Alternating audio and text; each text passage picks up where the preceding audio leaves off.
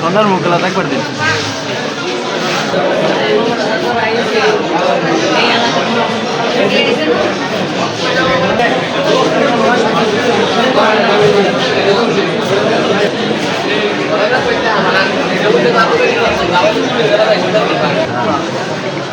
সন্ধ্যার মুখলা একবার দিন। তাকাও না।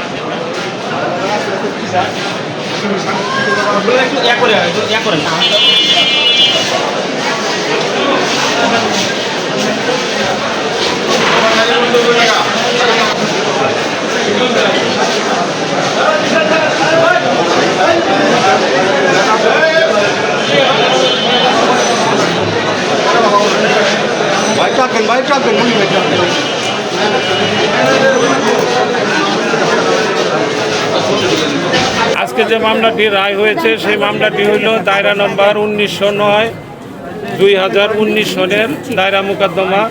এটা বালুকা থানার একটি মোকদ্দমা। এটা জাকারিয়া পিন্টু নামে একজন লোক দলিল লেখক ছিল বালুকা সাব রেজিস্ট্রি অফিসার। তার সাথে জমি জমা নিয়ে বিরোধের কারণে তাকে নৃশংসভাবে এই 12 জন আসামি তাকে হত্যা করে। আজকের এই রায়ে আমরা 18 জন সাক্ষ্য গ্রহণ করি এবং এই পরবর্তীতে এই সাক্ষীদের জেরা জবানবন্দি পোস্টমর্টম রিপোর্ট সমস্ত কিছু বিশ্লেষণ করে বিজ্ঞ আদালত এই আসামিদের মধ্যে থেকে আপনার মাসুদ মিয়া এবং ফরিদ খলিফাকে মৃত্যুদণ্ড এবং বাকি 10 জনকে যাবজ্জীবন কারাদণ্ডে দণ্ডিত করেন।